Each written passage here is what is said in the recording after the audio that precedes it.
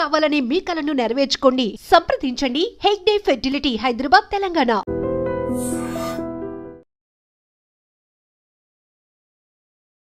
అందరికీ నమస్కారం. నేను Swarupa Putlapalli. Welcome to trending topic.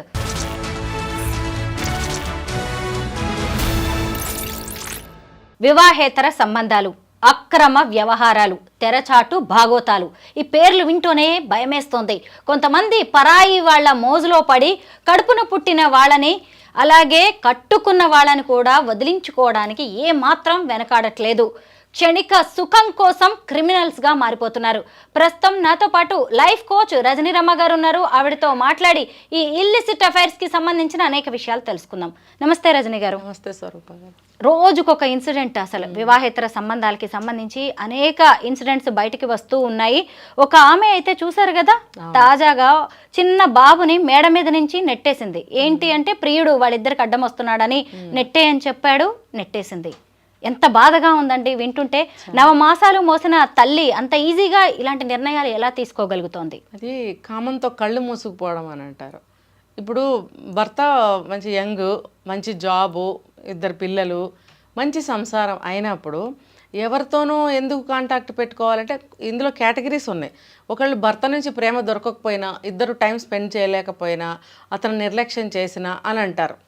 ఇంకొక యాంగిల్ చూస్తే వాళ్ళకి ఆ నేచరే కొంచెం ఆ టైప్గా ఉంటుంది. వాళ్ళకి ఎక్కువగా కోరికలు ఉండడము, ఇంకా ఒక భర్త కాకుండా వేరే వాళ్ళతో కూడా అఫైర్స్ కావాలి అని కోరుకోవడం లాంటి మనస్తత్వం కలిగిన స్త్రీలు కూడా ఉంటారు. మేబీ ఈవిడ అందులోకి రావచ్చు. నేను వినటం ఏంటంటే అతను మంచి జాబ్ చేస్తాడు, క్రైమ్ డిపార్ట్మెంట్లో చేస్తున్నారు వర్క్, గవర్నమెంట్. మరి అలా ఇద్దరు పిల్లలు, మంచి సంసారం, ఎంత బాగుందో అసలు. ఆ అమ్మాయి అలాంటి అలవాట్లు పెట్టుకోవడానికి కూడా అసలు స్కోప్ లేని లైఫ్ అది. చాలా ఆ పిల్లలంటే కూడా ఈ అమ్మాయికి కూడా ప్రాణం, ఆ హస్బెండ్కి కూడా ప్రాణం. అతను క్రైమ్లో ఉంటాడు కాబట్టి కొన్ని రోజులు అప్పుడప్పుడు క్యాంపులు, చిన్న చిన్న క్యాంపులు వెళ్ళడం, 4 రోజులు, వారం రోజులు బయట ఉండటం అనేది సహజం. మరి ఇన్వెస్టిగేషన్లో వెళ్ళాలి కదా.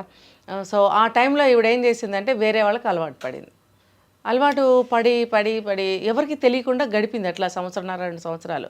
తర్వాత ఏమైంది, ఎవరితో అయితే ఈ అమ్మాయి ఎఫ్ఐఆర్ పెట్టుకుందో అతను కూడా ఏదో గవర్నమెంట్ జాబ్ అనుకుంటా, లేక ఏదో నాకు తెలియదు, ట్రాన్స్ఫర్ అయ్యి వేరే దగ్గరికి వెళ్ళి ఒక 1 మంత్ రాకపోవడం వల్ల నాకు బోరు కొడుతుంది అని అన్నప్పుడు భర్త ఏం చేశాడు, బిజినెస్ పెట్టుకో ఏదన్నా అని చెప్పి కింద వాళ్ళ ఇంటి కింద ఉన్న ఒక షట్టర్ ఒకటి రెడీ చేసి ఆమెకి ఏదో చిన్న బిజినెస్ పెట్టించినప్పుడు బాగానే ఉంది కొద్ది రోజులు. మళ్ళీ అతను తిరిగి వచ్చాడంట. తిరిగి వచ్చినప్పుడు ఆ పక్కనే రెంట్కి దిగారో ఏదో, దిగినప్పుడు ఈవిడ ఇంట్లో అందరూ ఉండంగానే ఎవరికి తెలియకుండా అతనితో మళ్ళీ నడుపుతుంది. ఇలా నడుపుతూ ఉండగా ఒక రోజు హస్బెండ్ సెలవు తీసుకుని ఒక వారం రోజులు ఇక్కడే ఉండి ఏదో ఫంక్షన్ పెట్టుకున్నారు. ఫంక్షన్ పెట్టుకున్నప్పుడు ఆ ఫంక్షన్లో కూడా అతను పిలవటము, వారం రోజులు సెలవు పెట్టుకుని హస్బెండ్ ఉన్నాడు కదా, నిన్ను చూడలేదు, నువ్వు రా అని చెప్పి డాబా మీదకి పిలవడము, ఈమె వెళ్ళడము, అక్కడ ఇద్దరు కమిట్ అవ్వడము. అది పక్కనే చిన్నపిల్లడు అమ్మ వెళ్తుంది కదా అని తను వెళ్ళినట్టున్నాడు. వీళ్ళు చీకట్లో చూడలేదు. చూడకపోయేటప్పటికి మధ్యలో పిల్లాడు పిలవటమో అటు ఇటు కదలటమో ఏదో చేస్తారు పిల్లలు. అది అప్పుడు చూసినప్పుడు కొంచెం భయపడుతుంది కదా, ఈ బాబు 3 years బాబు ఏమన్నా చెప్తాడేమో అని భయంతో ఉన్నప్పుడు ఆ ప్రియుడే ఏం చేశాడు, ఈ అబ్బాయిని కిందకి నెట్టేసేయి మనకు అడ్డం లేకుండా ఉంటుంది.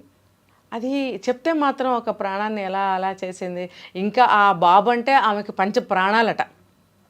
అంటే నీకు అంత ప్రేమ కూడా అతని ముందు నీకు కనపడలేదా, నీకు కోరిక ముందు, ప్రియుడి ముందు పొరలు కమ్మాయి అంటారు చూసారా. ఏమని చెప్పాలి ఇలాంటి వాళ్ళని? నీచులు అనాలా, నికృష్టులు అనాలా, కామ పిశాచి అనాలా, మోసగత్తె అనాలా, ద్రోహి అనాలా, ఏమనాలి? భార్య అన్న పదానికి ఏమన్నా అర్థం ఉందా చెప్పండి? చిన్న పసిప్రాణం, అవతల వాడేం కనలేదు, వాడేం తండ్రి కాదు.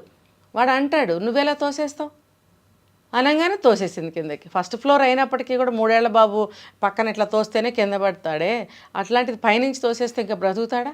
హాస్పిటల్ అడ్మిట్ చేస్తే చనిపోయాడు. ఏంటి, భర్తకేమో బట్టలు తీసుకురావడానికి వెళ్తే నా వెనకాల వచ్చాడు, నేను పడిపోయాడు చూసుకోలేదని చెప్పారు. ఎవరైనా నిజమని అనుకుంటారు, కానీ భర్తకైతే ఎక్కడో కొంచెం ఇదేంటి ఇలా జరిగింది అని అనుకున్నాడు. వాళ్ళ అత్తగారు కూడా నాకైతే అనుమానంగా ఉంది అని అన్నదట. ఆడవాళ్ళు ఇలాంటి విషయాలు కొంచెం బాగా కనిపెడతారండి, మగవాళ్ళు అంత తొందరగా కనిపెట్టలేరు. భార్య చేసేది మంచా చెడ్డ, నటన, మోసం అనేది మగవాళ్ళు తొందరగా తెలుసుకోలేరు.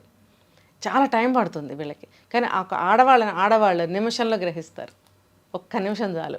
వాళ్ళ బాడీ లాంగ్వేజ్ కానీ, మాట తీరు కానీ, ఏదైనా బిహేవియర్ అన్నీ తెలిసిపోతాయి. సో మగవాళ్ళ ముందు కొంతమంది నటిస్తారు, ఆ నటన నిజమైన ప్రేమ అనుకుంటారు. అందులో పడి కొట్టుకునే లోపల జరగాల్సిన ఇదంతా జరిగిపోతూ ఉంటుంది పక్క నుంచి. ఆ తర్వాత వీళ్ళు ఇంకా అందులో పడి లేవలేరు ఇంకా ఈ మగవాళ్ళు. అది తెలుసుకోవాలి, ప్రతి మగవాళ్ళు తెలుసుకోవాలి. అంటే అందరు ఆడవాళ్ళు అలా ఉంటారని నేను చెప్పను. ఇలా చేసే ఆడవాళ్ళ దగ్గర వాళ్ళ హస్బెండ్స్ కానీ ఎవరైనా జాగ్రత్తగా ఉండాలి, ఇంట్లో మెంబర్స్ కానీ.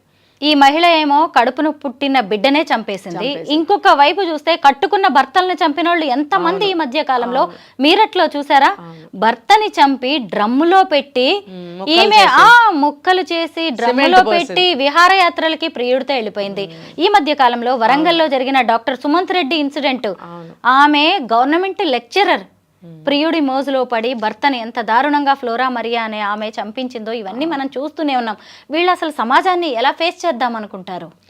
తర్వాత ఇదంతా తెలియదు అనుకుంటారు వాళ్ళు. వాళ్ళు సింగిల్ హ్యాండ్తో చేయరు కదా, వేరే హ్యాండ్తో చేస్తారు. నా మీదకి రాదులే అనుకుంటారు వాళ్ళు కూడా, నీకేమీ ప్రమాదం ఉండదులే అని వాళ్ళు ఉసిగొల్పుతారు. ఏదో ఆ ఉన్మాదంలో, ఆ వేడిలో వాళ్ళు ఏం చేస్తున్నారో బ్రెయిన్ పనిచేయదు. వాళ్ళకి ఒకటే ఉంటుంది, వీడిని లేపేయాలి. తర్వాత ఏంటనేది ఇప్పుడు అందరు జైల్లోనే ఉంటారుగా, శిక్షలు కూడా ఉంటాయి కదా వాళ్ళకి. మరి అది తెలీదా ముందుకు? అందరూ చదువుకున్న వాళ్ళే కదా. అంటే ఏంటంటే ఒక గుడ్డితనంలో అన్నమాట, ఒక ఇంకేమంటారు, కామాంధులు అంటారు కదా, అది ఇంకా దానికి వేరే కరెక్ట్గా పెట్టారన్నమాట, దానికి మించిన వర్డ్ లేదు. కామాంధులు. ఆ అంధకారంలో వాళ్ళకి ఇంకేం కనపడదు. అదేదో జరిగిపోయిన తర్వాత ఇంకా వాళ్ళు ఏడుస్తూ కూర్చుంటారు. ఊహించినా కూడా ఆ ఇదిలో వాళ్ళకి అర్థం కాదు. ఏమైనా సరే నాకు ఇది కావాలి అంటారు చూసారా, ఆ టైప్ అన్నమాట. పిల్లి కళ్ళు మూసుకొని పాలు తాగుతూ తనని ఎవరు గమనించట్లేదు అనుకుంటుందంట. ఇలా ఇల్లిసిట్ అఫైర్స్ పెట్టుకునే ఆడవాళ్ళు కావచ్చు, మగవాళ్ళు కావచ్చు, ఇదే భ్రమల్లో బతుకుతూ ఉంటారు. అవును, అది వాళ్ళు తెలుసుకోవాలండి. వాళ్ళని చేసుకున్న భర్తలు కూడా ఒక కన్ను వేసి ఉంచాలి. మొన్న ఒక దగ్గర నేను విన్నాను, మేము ఆడపిల్లల్ని ప్రొటెక్ట్ చేస్తాము, అది వాళ్ళకి నచ్చట్లేదు అని కొంతమంది మగవాళ్ళు చెప్తున్నారు. మరి ఎందుకు అలా ప్రొటెక్ట్ చేస్తున్నారు, ఎందుకు రిస్ట్రిక్ట్ చేస్తున్నారు అనేది వీళ్ళు కూడా తెలుసుకోవాలి. మగవాళ్ళు కూడా కొంత రిస్ట్రిక్షన్ పెట్టాలి, మరీ శాడిస్టుల్లాగా పెట్టకూడదు. వాళ్ళని చూసి కాస్త వీళ్ళు ఎటువైపు వెళ్తున్నారు, వీళ్ళ స్టైల్ ఎలా ఉంది అనేది గమనిస్తూ కొంచెం రిస్ట్రిక్ట్ చేసుకోవాలి ఆడవాళ్ళని. రజనీ గారు, పాతకాలంలో ఒక సామెత ఉండేది, పండుగ రోజు కూడా పాత పెళ్ళామేనా అని. అంటే మగవాళ్ళు అన్నట్టుగా ఉండేది. ఇప్పుడు చూస్తే దీన్ని రివర్స్ చేసి కూడా చెప్తున్నారు, ఇదే మొగుడుతో జీవితాంతం బతకాలా అన్నట్టుగా.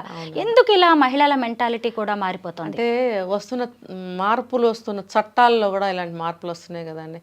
అది కూడా పెద్ద తప్పే నా దృష్టి, నాకు అనిపించింది. మరి ఈ కొత్త చట్టాలు ఫ్రీ చేసేస్తున్నాయి చాలా విషయాల్ని. అలా అది చేయటం వల్లే ఆ తర్వాతే కదండి ఇవన్నీ ఇన్ని ఎక్కువైపోయాయి. గతంలో ఎప్పుడో ఒకటి ఏదో జరుగుతూ ఉండేవి, అవి అంత బయటకు వచ్చేవి కాదు. ఇప్పుడు ఎప్పుడైతే చట్టాలు అయ్యాయో ఇవన్నీ కూడా వీళ్ళు ఫ్రీగా ఇష్టం వచ్చినట్టు వెళ్తున్నారు. ఒక భార్య ఎవరితోనే వెళ్ళొచ్చు, ఒక భర్త ఎవరితోనే వెళ్ళొచ్చు, మా ఇష్టం అనే దగ్గరికి వెళ్ళిపోయారు. ఇంకా చంపేయడమో, చచ్చిపోవడమో, లేదంటే విడాకులు తీసుకోవడమో జరుగుతున్నాయి. మరి ఈ చట్టాలు కొన్ని వెనక్కి తీసుకుంటే బాగుంటుంది మళ్ళీ. అంటే నిజమే, దుర్వినియోగం అవుతున్న 4 చట్టాల్లో ఒకటి గృహహింస అంటున్నారు. బట్ మన మహిళలం ఎంతో కష్టపడి పోరాటాలు చేసి సంపాదించుకున్న చట్టం ఇది. కొంతమంది మిస్యూజ్ చేస్తున్నంత మాత్రాన మళ్ళీ వెనక్కి తీసుకుంటే మనమే కష్టాల్లో పడతాం. చట్టం కాదు, ఇప్పుడు అక్రమ సంబంధాలు ఎవరితోనైనా పెట్టుకోవచ్చు, ప్రత్యేక చట్టాలు రావాల్సిన అవసరం అయితే ఉంది. దీనికి కూడా చేశారు కదా.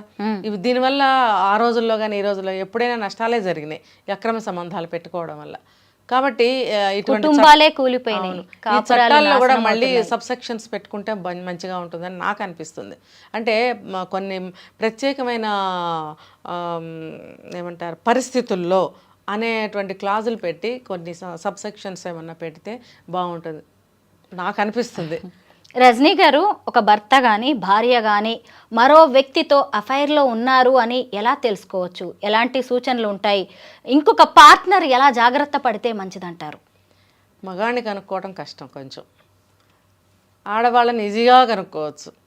ఎలా? ఓవర్గా చేస్తుంటారు వీళ్ళన్నీ కూడా. అంటే ఎక్కువ అతి ప్రేమ చూపించడం, టైంకి ఇవ్వడము. టైంకి ఎందుకు ఇస్తారంటే టైంకి పంపించేయాలి బయటికి. ఎందుకంటే నేను చాలా కేసులు నాకు కూడా వచ్చాయి. నాకు అందుకని చెప్తున్నా. అవును, మీ దగ్గరికి కౌన్సిలింగ్ కి వస్తూ ఉంటారు కదా, ఏం చెప్తూ ఉంటారు? అసలు కనుక్కోలేమండి ఎంత బాగా ఉంటుందోనండి మా భార్య నాతోటి. అసలు ఎక్కడా కూడా ఒక్క నిమిషం లేట్ చేయదు, నాకు ఏది నన్ను అడగకుండానే చేస్తుంది. ఇలా చేస్తుందని నేను అనుకోలేదండి. ఇలా చేయటానికి అలా చేస్తారని తెలుసుకుంటే చాలు. అంటే కొంతమంది ఇంకొక కారణంతో కూడా ఇలా ఉంటారు, భర్త తన మాట వినాలి, తననేం అనకుండా ఉండాలి అనే ఇదిలో కూడా అన్నీ అందించేస్తూ ఉంటారు. ఏంటంటే అలా కూడా భర్తలను లోపరుచుకునే ఆడవాళ్ళు ఉన్నారు. ఇంకా అన్నీ టైంకి చేసేసి చూసేస్తుంటే భార్యను ఏం అనలేరు కదా భర్తలు, లొంగిపడి ఉండిపోతారు. ఉన్న భర్తలను కూడా నేను చూస్తున్నాను కూడా. ఈ ఈ టైప్ ఆఫ్ మనుషులేమో ఈ కారణం కోసం ఇలా ఉంటారు, అతిగా చేస్తుంటారు. అతిగా ఎవరైతే చేస్తారో ఈజీగా కనుక్కోవచ్చు కదా, ఏంటి ఓవర్ చేస్తుంది అని అనరా ఇప్పుడు ఫోన్స్ ఇప్పుడు కదా. 24 గంటలు ఫోన్లు పట్టుకొని ఉండడము, సీక్రసీ మెయింటైన్ చేయడం. ఖచ్చితంగా ఎక్కువ కొంచెం కోపం చూపిస్తున్నారంటే కూడా కనుక్కోవాలి. ఎందుకంటే వాళ్ళ ప్రైవసీ డిస్టర్బ్ అయినప్పుడు కూడా కోపం వస్తుంది కదా. కాబట్టి ఆ కోపాన్ని బట్టి కూడా మనం కనుక్కోవచ్చు. చీటికి మాటికి పిల్లల్ని విసుక్కోవటం, ఒక దెబ్బ వేయడము, మామూలుగా వచ్చే కోపం వేరుంటుందండి. ఆ సిచ్యువేషన్లో వచ్చే కోపాలు వేరుగా ఉంటాయి. ఒక అడ్డంగా ఫీల్ అయ్యే కోపం అనమాట అది. ఒకళ్ళు మనకు అడ్డం వచ్చినప్పుడు పైకి అనలేము, కానీ ఏదో ఒకటి చూపిస్తాను చూస్తారా, ఆ రకంగా ఉంటుంది ఆ కోపం. భర్త లేదా అంటే భార్యని చిన్న చూపు చూడడం, చులకనగా మాట్లాడడం, ఇవన్నీ కూడా సిమ్టమ్సే సిమ్టమ్సే. కొన్ని సందర్భాల్లో భర్తలను ఎత్తిపోడవటము, అక్కడ కూడా పట్టుకోవచ్చు.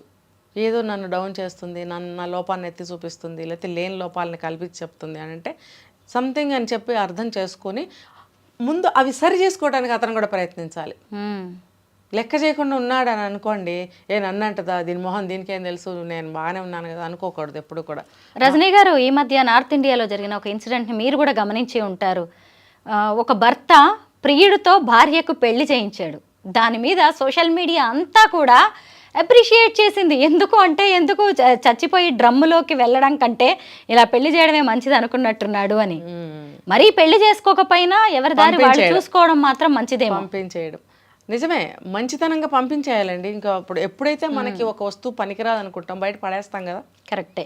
ఫ్రిడ్జ్లో కూరగాయలైనా, పళ్ళైనా, పాలైనా, పెరుగైనా అది పనికిరాదు అనుకుంటే తీసి పడేస్తాం. ఇంట్లో కూడా ఏదన్నా ఒక వస్తువు పనికిరాలేదంటే తీసి పడేస్తాం కదా. అలాగే తనకి మనతో కుదరట్లేదు, ఇంకా మనకి మరి పనికిరాదు, ఇంకా పంపించేయడమే. ఇష్టంగా మంచిగా పంపించేయడమే మంచిది.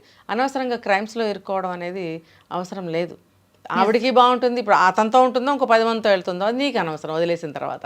బాగా చెప్పారు. పరాయి వాళ్ళ మోజులో పడిన భార్య కావచ్చు, భర్త కావచ్చు, పనికి రాని పాడైపోయిన వస్తువుతో సమానం. హారతి ఇచ్చి పంపించేయండి, మంచిగా పంపించేయండి. మళ్ళీ ఎంట్రీ ఇవ్వకండి, మళ్ళీ రీ ఎంట్రీ ఇక్కడ పిల్లలు అనేది ఉంటుంది. ఇంకంతే, ఆ పిల్లల్ని ఎలాగోలా ఎవరైతే ఇందులో నుంచి ఇష్టం లేకుండా వేరే అఫైర్ పెట్టుకుంటారో వాళ్ళని మనం పంపించేసినప్పుడు రెండో వాళ్ళు డెడికేటెడ్గా పిల్లల్ని పెంచుకోవాలి, ఇంకా తప్పదు. లేకపోతే మరి పిల్లలు అనాథలు అయిపోరా. మొత్తం మీద ఈ వివాహేతర సంబంధాలు అనేవి సామాజిక రుగ్మతలుగా మారుతున్నాయి, అంటూ వ్యాధుల్లా కూడా వ్యాపిస్తూ ఉన్నాయి. బట్ వీటన్నిటికీ ఎక్కడో ఒక చోట బ్రేక్ పడాల్సిన అవసరం అయితే ఉంది. మీ భార్య కానీ, భర్త కానీ, లేదంటే మీ పార్ట్నర్ వేరే వాళ్ళతో అఫైర్లో ఉన్నారు అన్నప్పుడు చాలా జాగ్రత్తగా ఆ రిలేషన్ని సున్నితంగా కట్ చేసుకోవడం అనేది చాలా మంచిది. థ్యాంక్ యూ రజనీ రమ గారు.